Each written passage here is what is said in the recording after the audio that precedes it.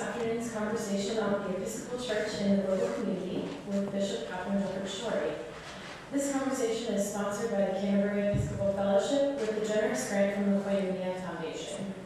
My name is Megan Seston. I'm a fourth year studying religious studies and Spanish and the president of the Canterbury Fellowship. I'll just say a few words about the structure before I launch into introducing our speakers.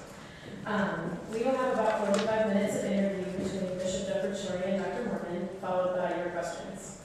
If you have a question that you would like to ask, we'll be passing index cards. Please feel free to take one and write your question down. And now allow me to introduce our two speakers. Presiding Bishop Katharine Jefferts Schori's election as the Chief Bishop and Primate of the Episcopal Church in 2006 is historic. She is the first and only woman to head one of the 38 national provinces of the Anglican Communion, the third largest Christian communion in the world, with 77 million members. Bishop Jefferts Schori's career as an oceanographer preceded her studies for the priesthood.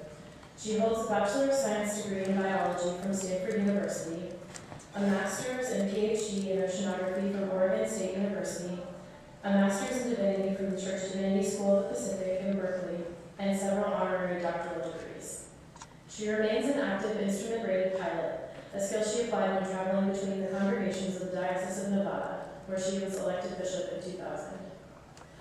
Bishop Jefferts Schori is vocal about the Episcopal Church's mission priorities, including the United Nations and the Millennium Development Goals to end world and domestic poverty, climate change, and care for the earth. In her appearance this afternoon, Bishop Jefferts Schori will be interviewed by Professor Margaret Mohrmann, who is the Cornfeld Fellow Foundation Professor of Biomedical Ethics, Professor of Pediatrics, and Associate Professor of Religious Studies at UVA. Dr. Mohrmann is a graduate of the College of Charleston and the Medical University of South Carolina. She then completed a residency in pediatrics at the Johns Hopkins Hospitals and was on the pediatrics faculty at MUSC for several years. In 1987, Dr. Mohrmann came to the University of Virginia as a doctoral student in religious ethics, as well as a part-time teacher and practitioner of primary care pediatrics, receiving her PhD in 1995. She currently holds joint appointments in the School of Medicine and the College of Arts and Sciences Department of Religious Studies. In the School of Medicine, Dr. Mohrmann has programs of teaching, clinical service, and research in biomedical ethics. Through the Department of Religious Studies, she teaches undergraduate and graduate courses in the history of Christian ethics, ancient philosophical ethics, and feminist thought, as well as leading the undergraduate bioethics internship seminar.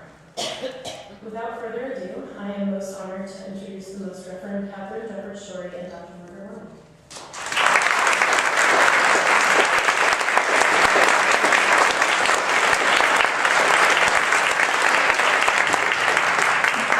Thanks, Megan. One of my better jobs at the university is I'm also Megan's major.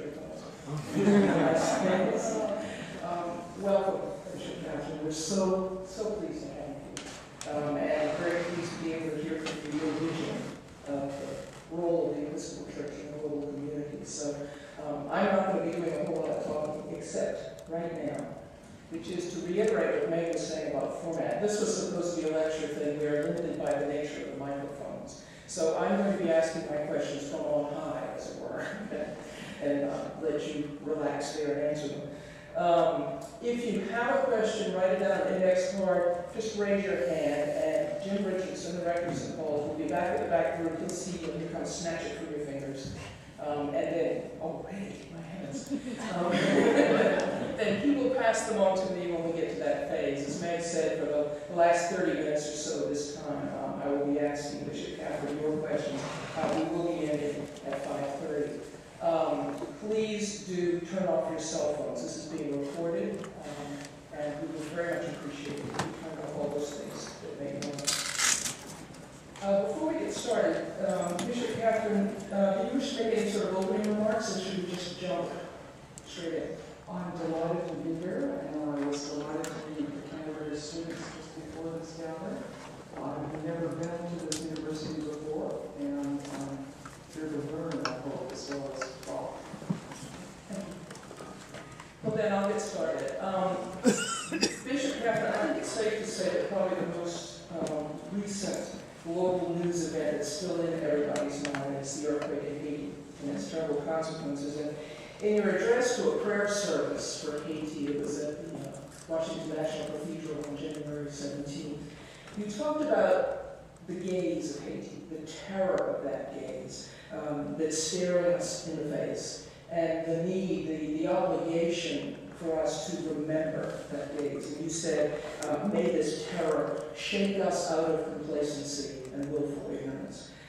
So the call you gave to all of us, I think, to care in immediate and material ways for the Haitians themselves was coupled with a kind of conscience call to your listeners also. So could I ask you then to start off by speaking to your understanding of the Episcopal Church's role towards Haiti generally, and in addition, of course, to the face of this disaster, but also the Church's role in prodding us in our complacency and willful ignorance? Let me say a little bit first about the church in Haiti. Haiti is the largest diocese of the Episcopal Church. There are something in the range of 100,000 to 120,000 Episcopalians in that diocese. It's bigger than the Diocese of Virginia. Before the earthquake, there were 169 congregations. There were 254 schools associated with those congregations, served by 38 clergy. Those 254 schools, which range from preschools to elementary schools and high schools, university, a graduate nursing school, the only one in Haiti, trade school, vocational trade school, the only school for handicapped children in Haiti, music school in Port-au-Prince that supported the only Philharmonic orchestra in Haiti. Those schools served 80,000 children.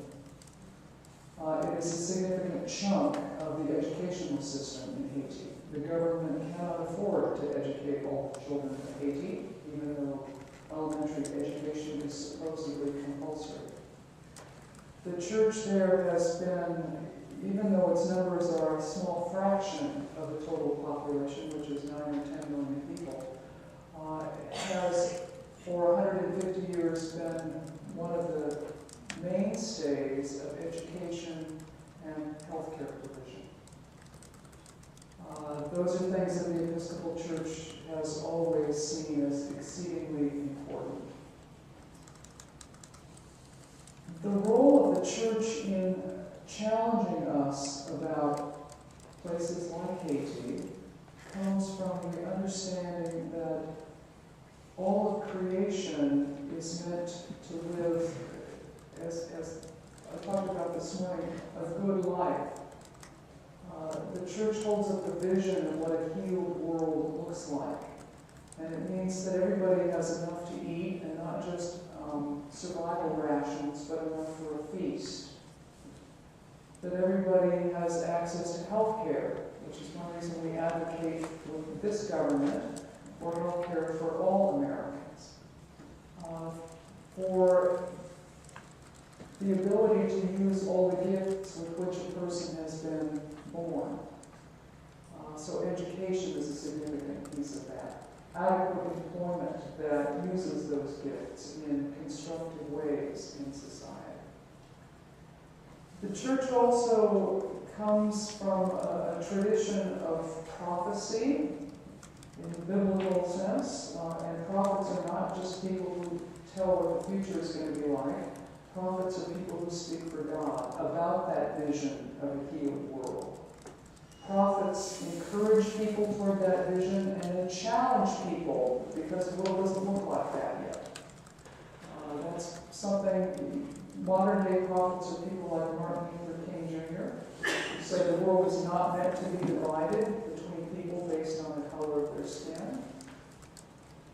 Prophets are people like Nelson Mandela and Desmond Tutu, who said division according to race in South Africa is not a reasonable premise on which to structure a government.